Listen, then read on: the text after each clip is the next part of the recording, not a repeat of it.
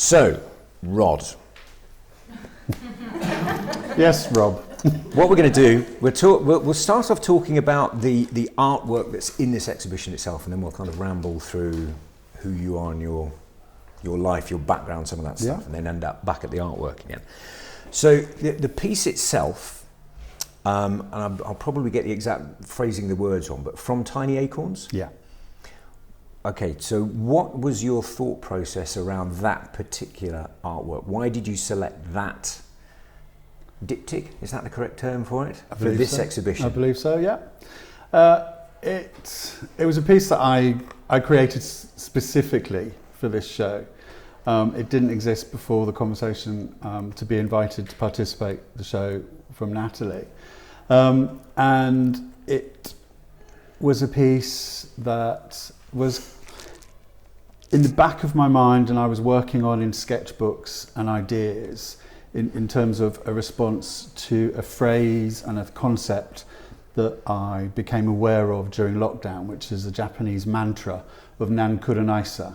And that, for me, when I researched and learned about it, was sort of the Japanese equivalent of Hakuna Matata. Everything will be all right.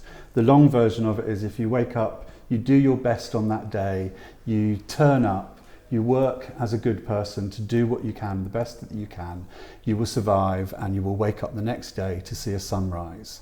And it spoke of resilience, and during lockdown and some personal health issues, I needed something to latch onto that gave me optimism, that getting up every day and doing what it was that I was doing was worth it. And that incrementally you turned up at the studio, you turned up to life, you turned up to relationships, and it was worth it in the struggles that they might present. So that is the kind of backdrop of it. And that existed in sketchbooks and in my mind, and with my arms, you can probably guess, in my body, as an articulation of a thought and a feeling. And then it coincided that I attended an event at a swanky hotel where these decorations, table displays, which are quite on trend now, these beautiful blown glass vases with an acorn held in a little neck, but underneath the acorn you see this beautiful structure of the roots, stuff we don't see. It's the stuff that's underground. It's that connectivity of plant to plant and bigger feature things, which you mentioned to me the other day, and it's very exciting. Sorry, digress. But it was about that capacity of contained energy, but also quite a lot of chaos within that root structure, but it had purpose and meaning. And then you had this beautiful, elegant sapling coming out of it. And I liked that as a form, as a structure, as a motif. And it's sort of connected to some of the imagery for nan kurenaisa that I had in my sketchbooks, which was this mark landing on the page with a thud and a splat of chaotic ink, and then going into a frenzied pool of motion that kind of referenced itself, contained itself, hit against itself, moved over, and then at some point shot out an energy that broke free from that containment. And that was the resilience of new growth, of new experience, of departure from chaos, the departure from COVID trauma. And for me, it wasn't solely the acorn, it wasn't solely my sketchbooks, but I you look to, as an artist, I'm a pattern. I see patterns, I see motifs, I see shapes, I see shadows, and that's what gets into my sketchbooks. And at that point, it was a very literal image, but it just chimed with me, it just connected with me. And I had a stab at it. And as you saw in my studio, they start off small, they get embodied. So how does that sort of very gesture made with the brush and the ink and kind of my body in a sort of contained to a page motion gets translated to something where the mark is truly coming from my physicality. And it's rehearsed with a dry brush, it's rehearsed with a wet brush. There are sketches, there are full scale sketches that that add and layer up to that final piece of committing to act, knowing where my feet are, knowing where the passage across the paper is embodied with the exhale or an inhale. And in that final execution, it's sort of accepting what will be, accepting in that moment that painting exists to record that iteration of it. And that's kind of the backstory.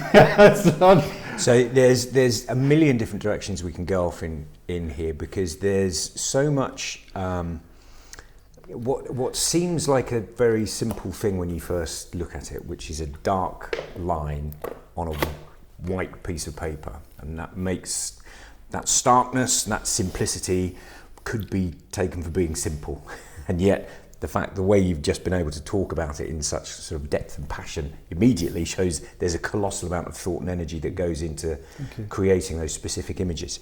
So when we were in your studio yesterday, we were looking at stuff, and I was really interested in looking at the process that you go through to end up with the marks that you want to create. So I want to talk a little bit about Zen first of all. The tattoo on your left hand there, that is a very specific mark in its own right, isn't it? So tell me about what that means. Why do you have that? The enso, the Japanese circle, often it's presented and painted as an open form, so the vessel doesn't close. Comes from a Zen Buddhist practice of brushstroke and meditation to draw one's attention to being present and being mindful in that moment. So the creation of the circle with the breath, with the brush, with the ink, is a unity of everything kind of coming together in that moment to draw one's presence to that moment. I arrived at it as a significant motif or a significant thing that I did, behaviour, and we spoke of this yesterday, in a way of habitualising my turning up at the studio in a frame of mind that was non-judgmental and not requiring me to complete a finished painting, and therefore that white paper was incredibly daunting. I'd prejudged everything that I created on it. So I needed to cultivate rituals. First they were habits, and then they became celebrated as rituals that enabled me to turn up, do a series of things that facilitated my arrival and my arrival in the moment, ready without kind of judgment or fear of what the day would unfold. And I think that's interesting in terms of expectations of a work that has a narrative when you have no necessarily story to tell at the beginning of the day. The story unfolds through the process. But the enso for me was just about arriving in the studio. I would lay out a tabletop of mulberry paper, pick up the paintbrush, and as I would create the work, I could feel myself physically kind of unlock from, thinking about I've got emails to do when I need to return to the studio, to the office, I need to think about my lunch. It was about bringing my attention, clearing my mind of questions or thoughts. And physically, the way that you do that is that you draw the circle in time with your breath, repeatedly, time after time after time. So how many circles would you draw? It depends, and a large part of my practice are the byproducts of these things. So I have boxes and crates full of these drawings, of these circles, and I try and have a zero waste policy in my studio, so they get reinterpreted and collaged. But 6-foot table, 8-foot table can take anything sort of like for 10 minutes, and you're just moving that fast along. And that's the first sweep, just about almost like an emotional dump. It's physically expunging something through my breath, through the arm, through the brush, out into the world. And it's cathartic. And the next one is when I pick up and I can slow down. So it's about attuning myself to the breath. So if I'm feeling there's a little bit of shallow breathing, as there is right now, I'm in that kind of panic zone, top third of my lung. Well, you've got a very intimidating bunch of people. If I'm in that top third of my capacity, because that speed is kind of intoxicating as well, you just kind of bring myself back, observing the breath coming in through the nose, so feeling that cool air from the studio. I superheated it for you yesterday. Usually I think it's more on David's kind of climatic control. Very cold. Artists will know these things. So yeah, you have that cool air coming in, that physical sensation of the breath entering the body, filling out the capacity of your lung, pushing it out into the rib, use your ribs, using your diaphragm. That conscious change in your breathing. The next row of circles will be completely different. They've got a different energy, they've got a different intention behind them. And then generally, if I'm honest, the last one will be a very considered, getting to the position. So I stand sort of very pyramidical, wide feet, soft knees, and then that's the one which is the sort of sweet moment. I guess if it would be the one where I would then go and chime a gong. It's like, da-da, the day can begin now, commencing. So that will then centre you down in it. And the fact that you've had that tattooed on your hand, that is significant. A daily reminder. Yeah.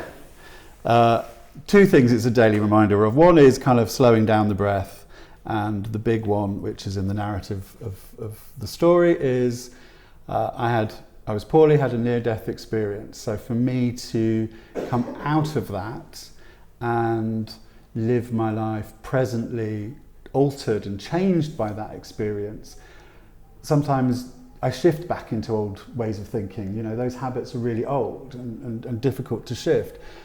And also you get crappy days and the weather upsets you or the dog barks too much. To draw myself to my present in here, that I'm lucky to have a second opportunity. That's my I survived, my story is not over tattoo. So it physically lives with me as a reminder, but it also lives with me as a discipline to be more present, to cultivate awareness of the now and not worry about the emails or what's happening next year. So there are three things that I want to go into in a bit of depth. I want to talk about ink, I want to talk about paper, and I want to talk about movement, because they're three very simple things, and that's all your art is created from, but all of those things are intensely complicated in different ways. So let's start with the ink, because that's a sort of slightly more technical thing. The movement is going to have a lot more emotion stuff attached to it, but the ink itself is really specific and really important to you, because you have chosen only to work in black. Absolutely. In black ink on white paper. Yeah. So, firstly, why? And why that type of ink? The monochrome was, when I returned to my practice, those white pieces of paper, making art, what kind of artist I wanted to be, what kind of art did I want to make. Referencing who I was when I made art last was a sculptor, figurative sculptor, and that didn't feel current, it didn't feel relevant to pick up and make that kind of work. So it was, a reinvention was needed. And I think I went to a toolkit of materials that I felt some competencies with when I was a sculptor. So drawing things with graphite, charcoal, and ink and paper, or ink and pen, or ink and feather, was familiar.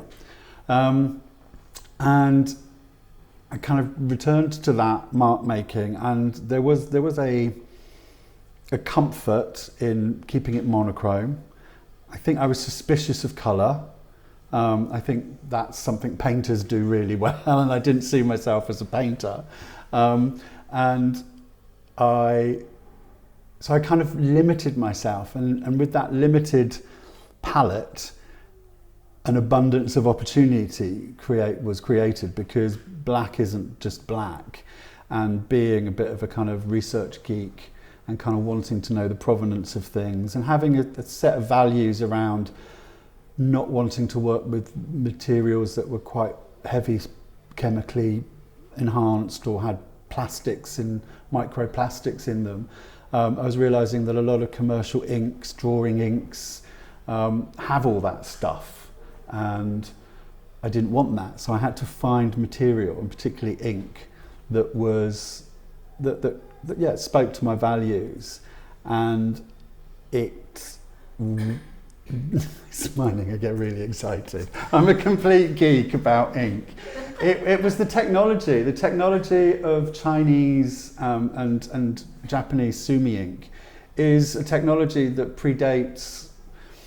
It goes back as far as cave painting in Lascaux and in South Africa, where they mixed pigment, the carbon, with ostrich egg or a protein. They mixed it with the water in solution, and then they had a binder.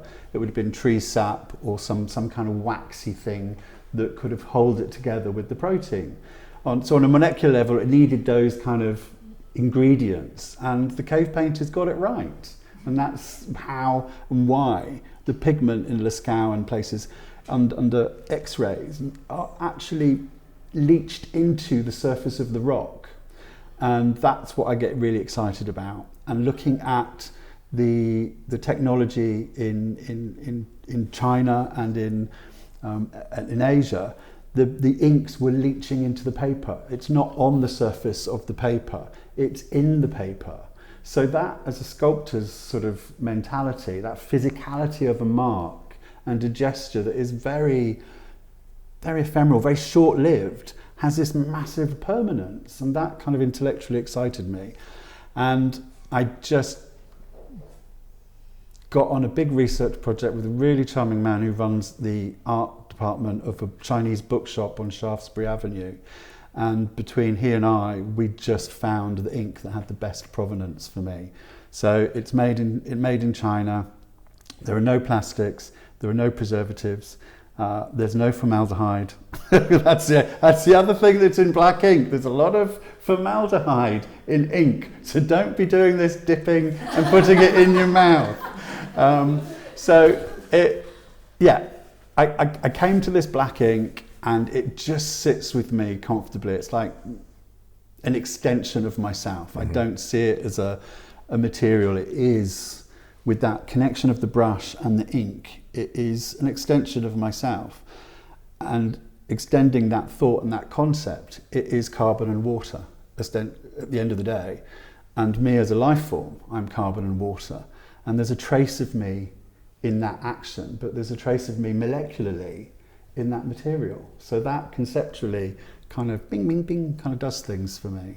So the mulberry paper you've mentioned, yeah, the paper that you like to paint on, so you don't exclusively paint on, sometimes you paint on gesso, there's different materials you sometimes use, but the paper itself that you often use is significant in its own right, isn't it? That has a similar set of values and properties to it that mean something. Yeah. It is from the Asian fibrous plant fibre papers, and mulberry is known for its strength. It has a longer fibre length than Schwan paper, which is the rice paper, or some of the other fibrous papers. And what it enables is, when I'm working on a large scale, is that if I'm bringing the brush over, which is laden with ink, and I'm creating a very dark image that has lots of splash and lots of capillary bleeding into the paper, it becomes heavy and laden with that ink. And if it's not got a large fibre and it's not got a structural integrity to it, when I move it, it just disintegrates, it falls apart. So yeah, mulberry is porous, it's fibrous, it's breathing, it's like a skin, and yeah, it's kind of lush. Okay, so the third element that I wanted to talk about is movement. Yeah. And when you move in quite a specific way, you've got kind of like that sort of a dancer's sway Snake stuff hips. that you do. Yeah. And that is what helps you create the work.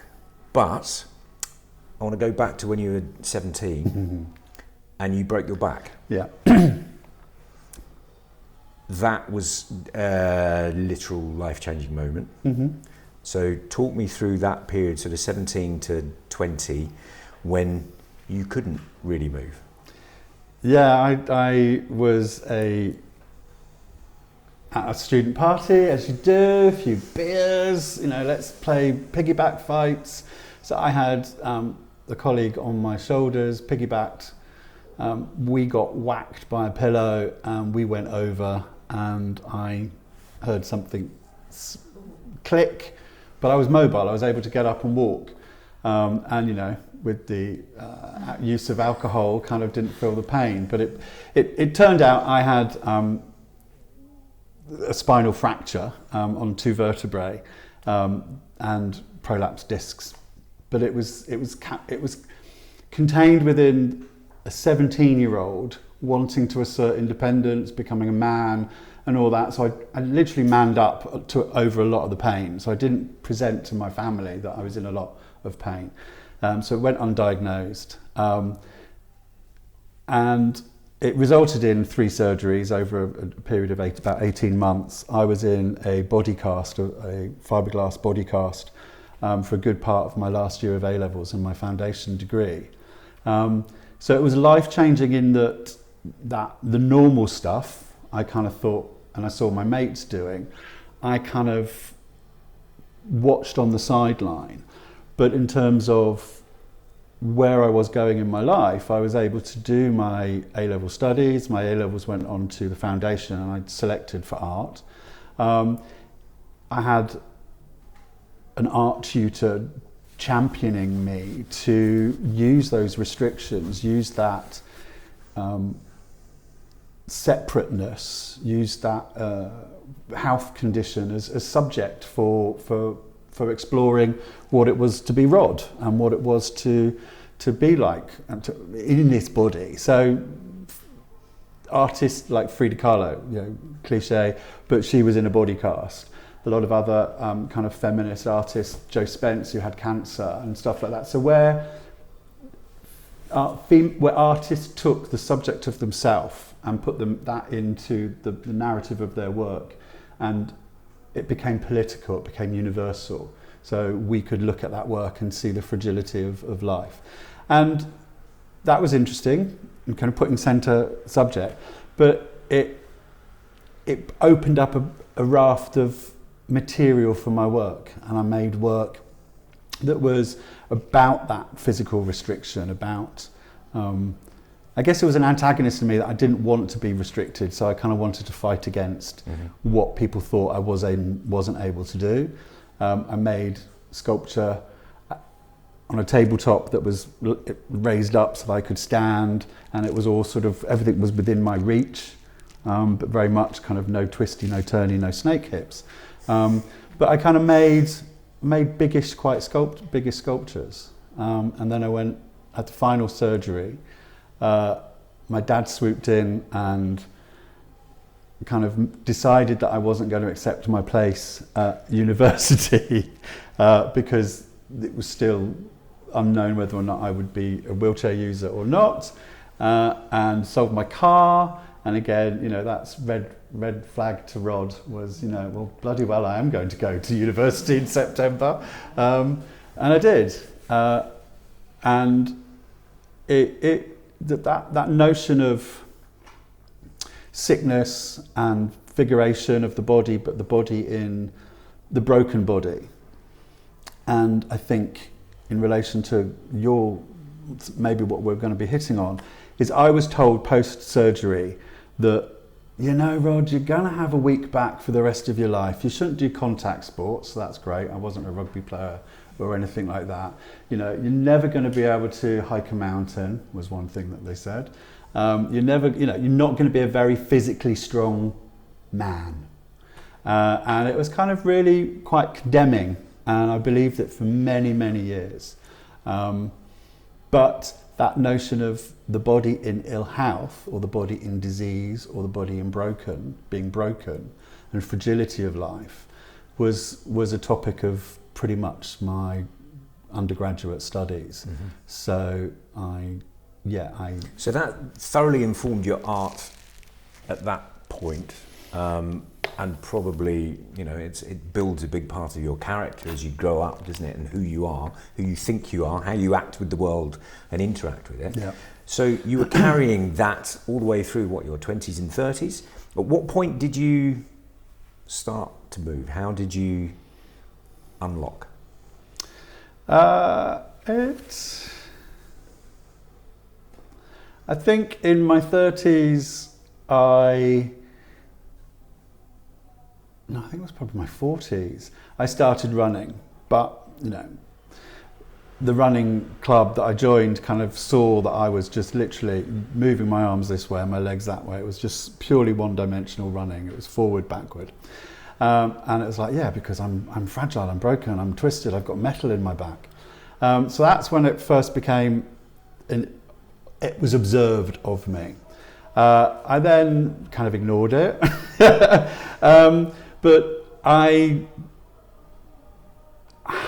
had a job within university. I was in academia as a lecturer, and I wasn't a career academic. I went into it for some of the right reasons, some of the wrong reasons. It was money in the bank at the end of the month. It was secure, having lived a life that was always kind of hand to mouth, kind of freelancing. So I thought around that time I should start to be sensible, and that Dad's voice was in my head. But I realised quite quickly, well, maybe about 11 years into it, I kind of realised it wasn't going to be for me, and I left. But I left with quite a lot of ill health, and that was stress-related, etc. And I found yoga at 40-year-old or 40-something-year-old. I found yoga, and that was enlightening in terms of embodiment and bringing myself back to the body. I kind of always perceived this thing as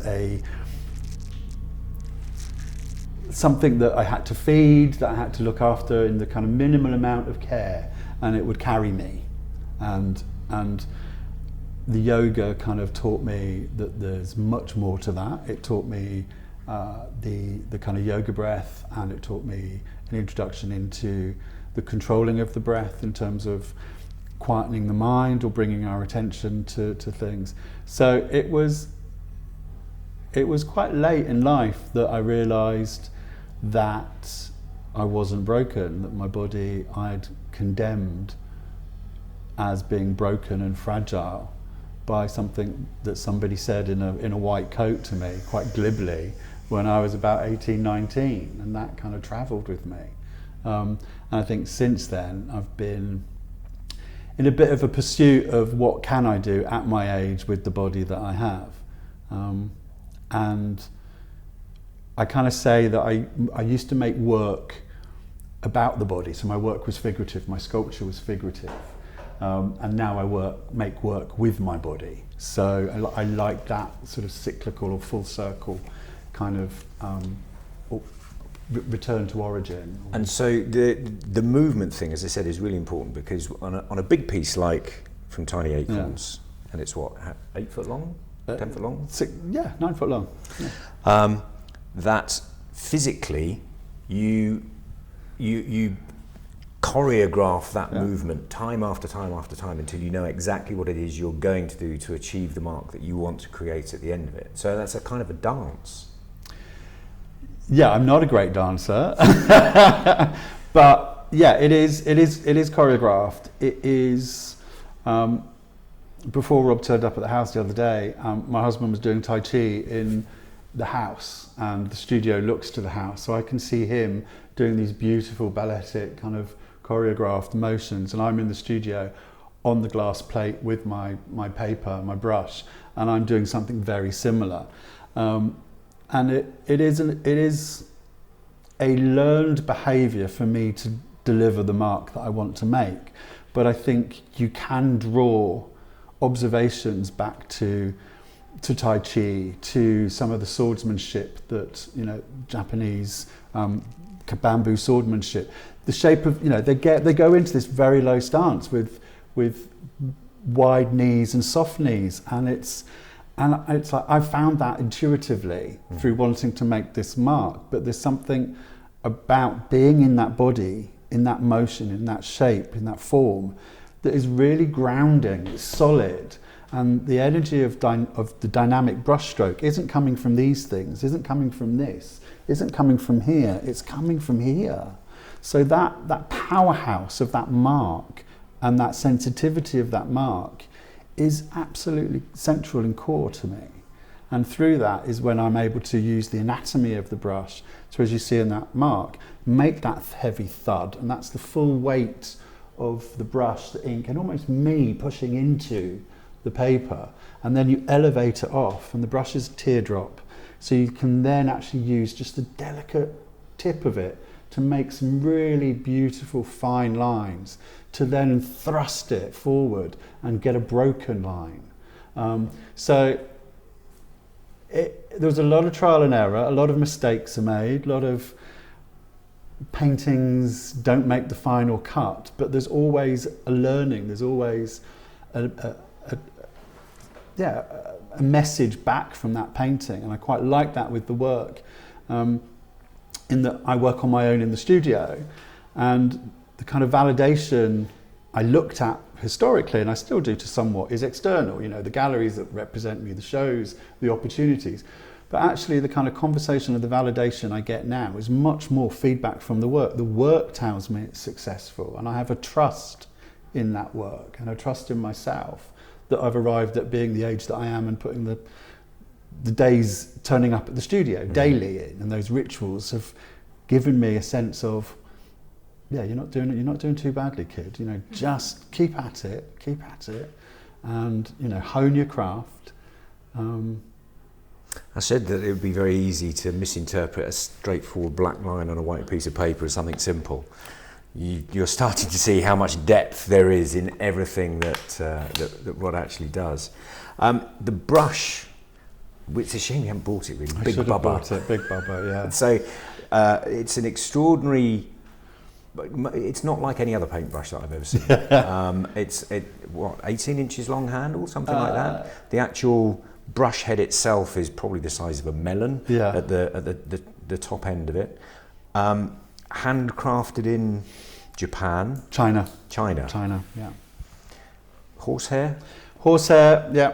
The tail is the center of the brush, and the mane gives it the outer shape, and the fine hair of the mane, it develops the teardrop shape, and the coarse hair is the reservoir. So the science behind it is that the finer hair is the capillary to take it up, the broader hair is the reservoir. So again, that technology predates.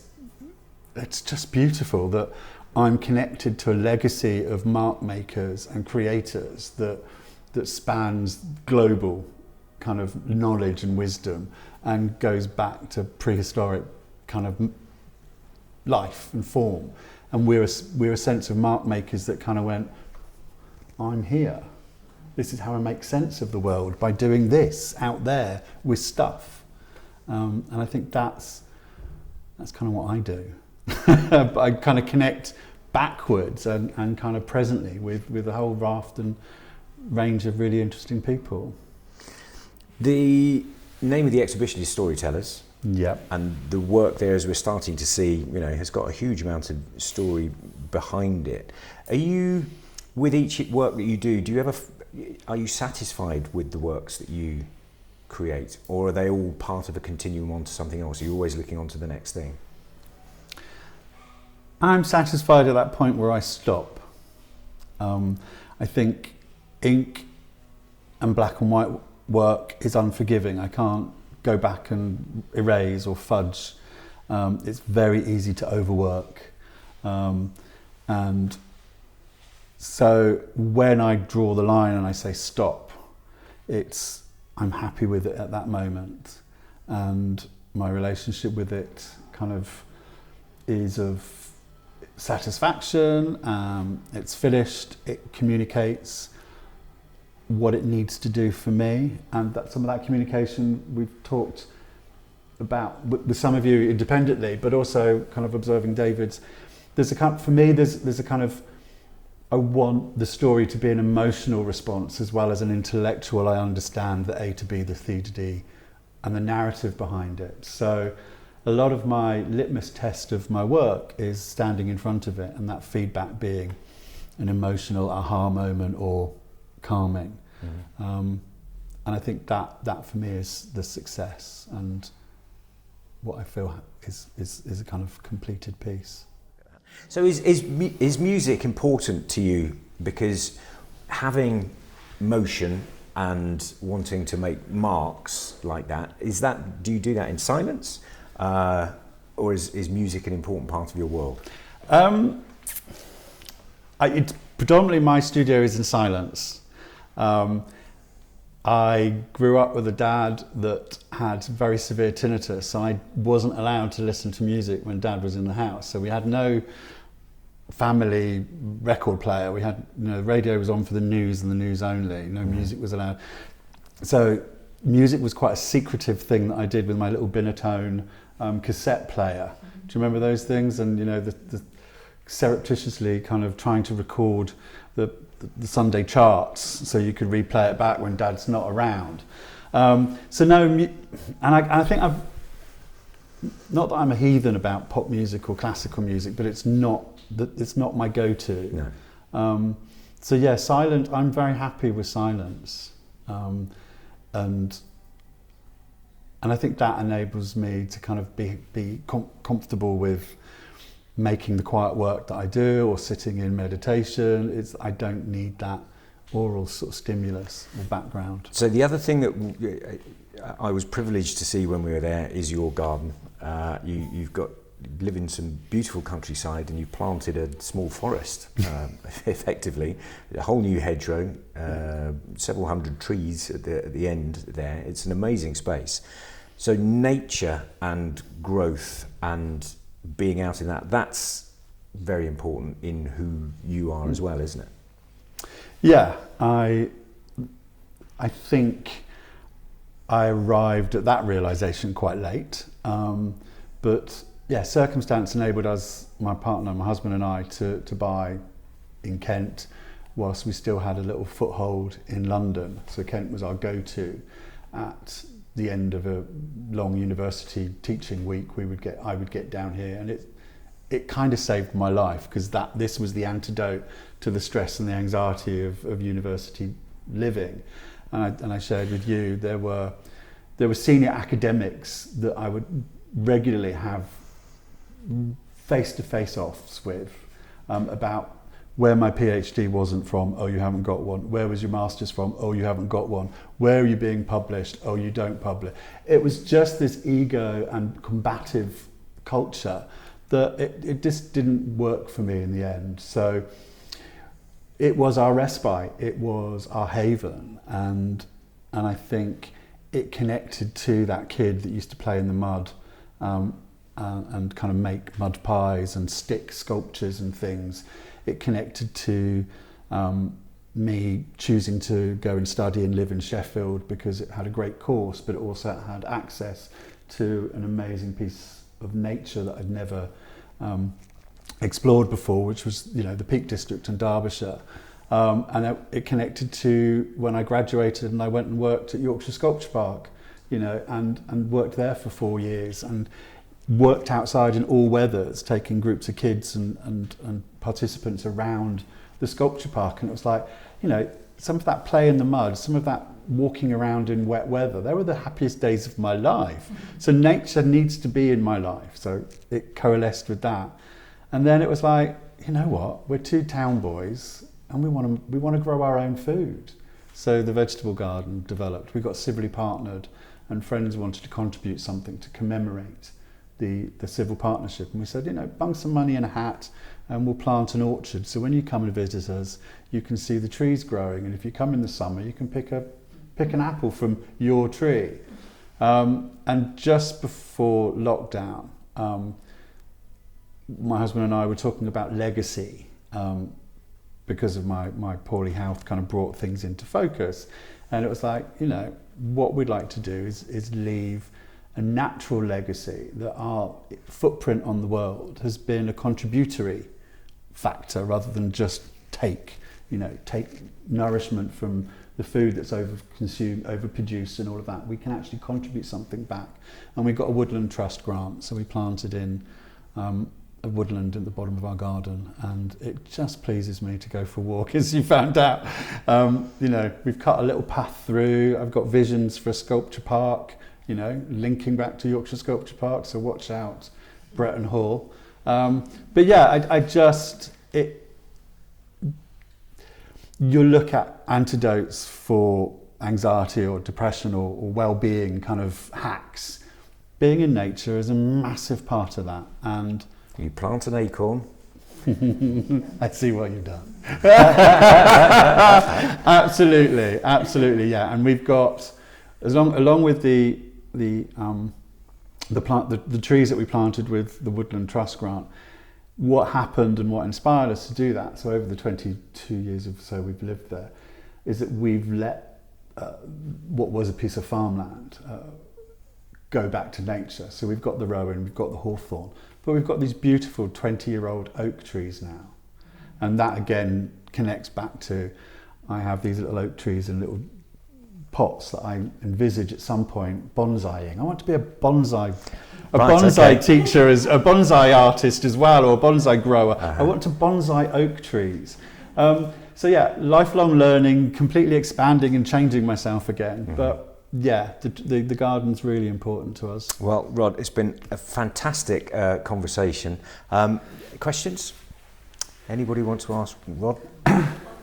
I'm just really fascinated in this idea that before you make these pieces, there's preparation and trials and things. Can you tell, let's say a few years later when you look at a work, what the gesture was, what it was that you did to achieve?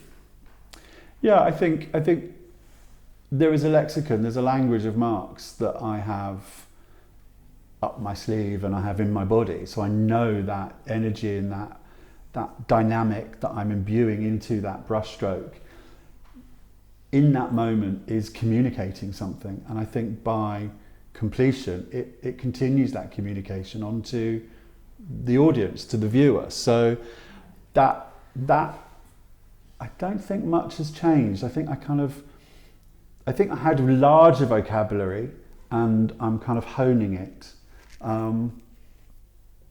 But yeah, I think I do look back at work and it's like, yeah, that was quite an angry little bit of work you did there, wasn't it? And I think that's the other thing is that it's mindful, it's in the moment, and I think it's quiet in the, you know, it's minimal, it's quite a pared back aesthetic, but it's not always kind of necessarily a super zen moment or a calming image. It's not always kind of about that.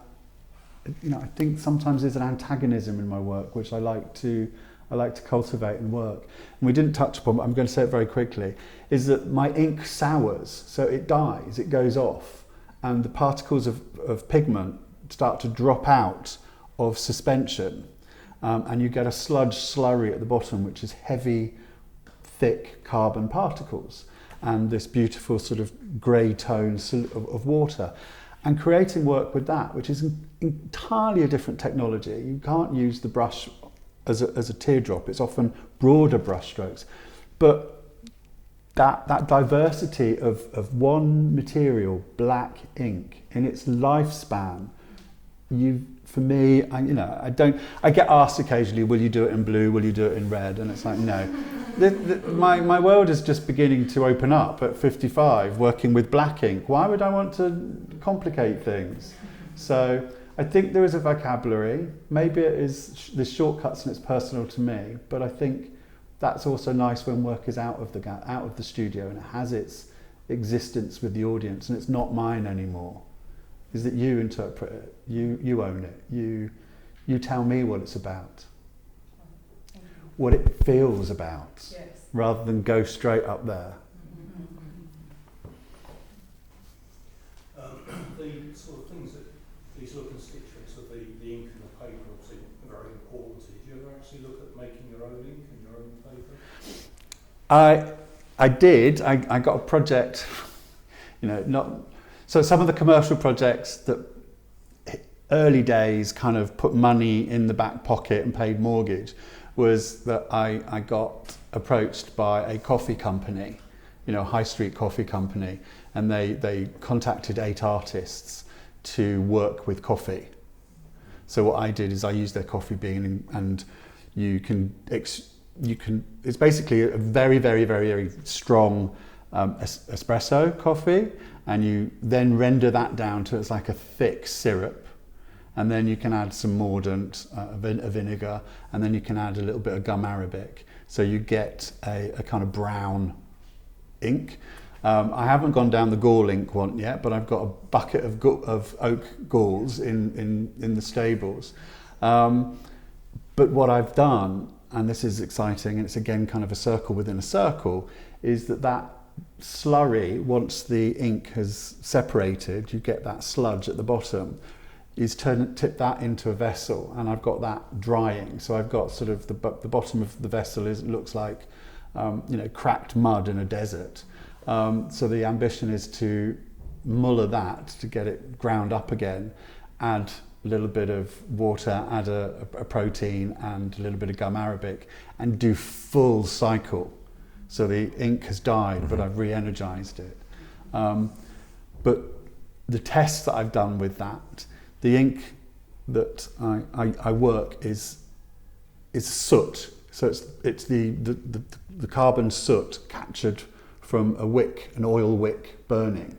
So the particle is airborne, which means it's a kind of very, very small particle. Whereas that solid mass, I have to muller it down to a level where it is that small. And that's a lot of mullering. Mullering is the kind of glass mallet on top of a piece of glass that you just... That's a technical term, it's not your made up word. No, it's technical, isn't it? Yeah. Yeah. So yeah, it's very possible, but I've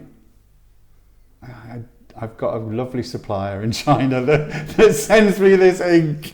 But the actual manufacture of that ink is incredibly energy intensive. The way that it's foot made in the early stages of it, the way that they work it.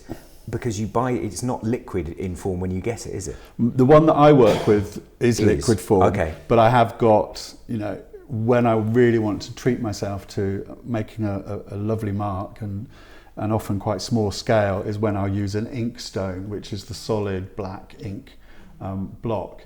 And we had a conversation in the studio about you'd gone down a YouTube rabbit hole and found this YouTube film, and I can share it with anyone who is, because it is absolutely delicious, where you have them kneading it with their feet. So it's the soot that, sorry, I can stop that. It's the You look like you're having fun. I know, I can't do a talk, I can't live a life without gesturing and posturing. But yeah, it's the collection of that soot, then mixing it with the emulsifier, then mixing it with the oil. And we had a conversation, is that it's dynasties, it's clans, it's families that have been doing this for years. And it is labour intensive, it has that heritage and legacy. But each one will have a slightly different recipe. So some of the ones that I have and others that I know about will have an essential oil in. So as you're mullering it, you might get a slight whiff of lavender. So that differentiates that clan's ink from another family dynasty's ink. And I just think that, and that ink production, like with the paper production and the brush production, is a craft, is a trade that has existed in feudal China and Japan, and families have taken it forward.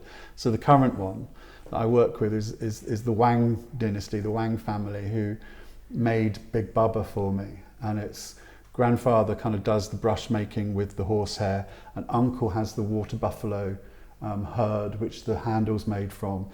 The other brother is then the one that kind of steams it and straightens it, and the great uncle is the one that carves it. So it's this whole kind of family heritage. And interestingly, again, kind of those connections is that family would know the papermaker family, would then know the artist. And it would be a triad of collaboration and partnership. And then the final member to that party would be the mounter, would be the person that would take the work and then take it to silk or take it to canvas or take it to another piece of paper so that it's then presentable to the world. And just that connectivity of respect and knowledge and craft and love for what they do and love for those materials is, you know, that excites me. That makes me feel I'm part of something. Are your brushes made specifically for you? Big Bubble was, yeah. So your specification? no, it's an off-the-shelf kind of design.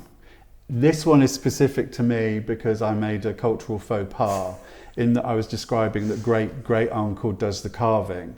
When I ordered it, great uncle was poorly, so it was held up in delivery and dispatched to delivery.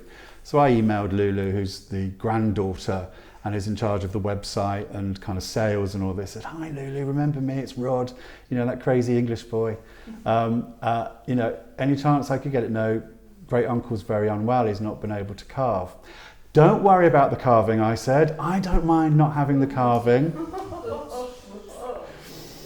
Yeah, can't refuse a blessing. Basically, the carving is a blessing from great uncle, and each blessing is unique and individual.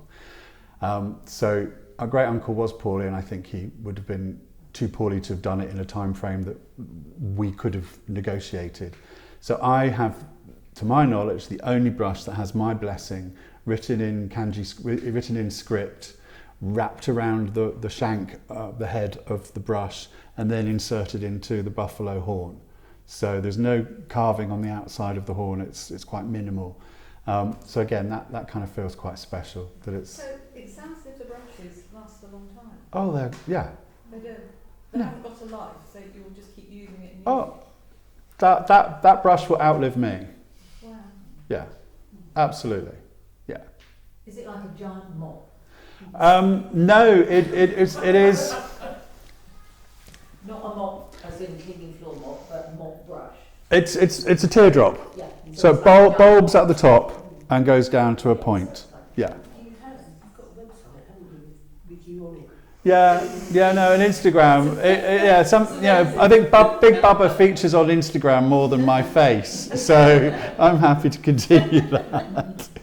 No, but thank you. I think we'll have to draw it to a close there. Oh, go on, sorry. Just a very small question. When I was standing in front of you painting for the first time, go back to the painting, I just wanted to know, did the diptych come before the gesture, or did the gesture come before the diptych?